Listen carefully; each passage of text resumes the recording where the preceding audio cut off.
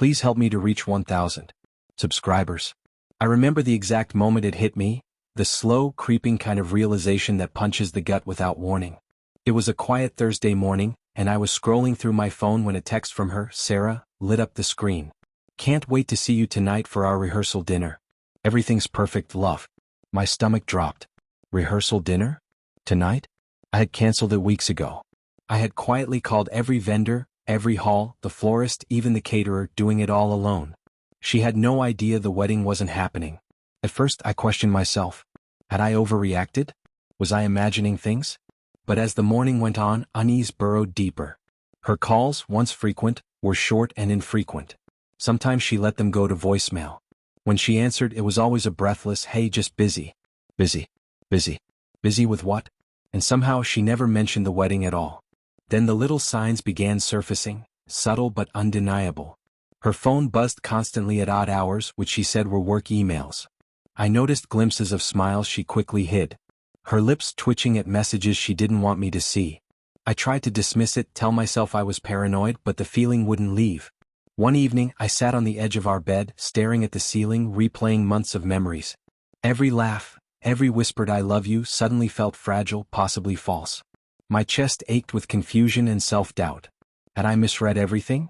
Then came the small, revealing moment. I was helping her pack for a supposed weekend trip when I saw a folded piece of paper sticking out of her wallet. A reservation, not for 2 but 3. Our names crossed out, replaced with hers and another man's. The betrayal stared back at me, quiet and cruel. I confronted her that night. No shouting, no accusations. Just quiet, hollow words, "I know." She froze, color draining from her face. "Know what?" she whispered, voice trembling. I didn't raise my voice. "I know about him. About your plans behind my back. About the dinners and the excuses. I know you never truly wanted this marriage." Then I told her I canceled it. Everything. The wedding won't happen. Her face crumpled in shock and guilt. "You what?" she stammered. I did it silently because I realized something. If you weren't all in, I couldn't let the world see what I already knew. I watched her, not as a villain, but as someone scared of her own mistakes. Her fear mirrored the ache in my chest. I wanted to hate her, but all I felt was exhaustion and grief. Memories of our first date, our laughter in the rain, the nights we stayed up talking, they all now felt tainted, like dancing with a ghost. The following days were heavy and quiet. We moved around our apartment like strangers. She tried to explain, but her words felt thin, unable to bridge the rift she'd created. I realized then that love alone isn't enough when trust is gone. Betrayal shadows love, making it impossible to survive. Eventually I found a quiet resolve.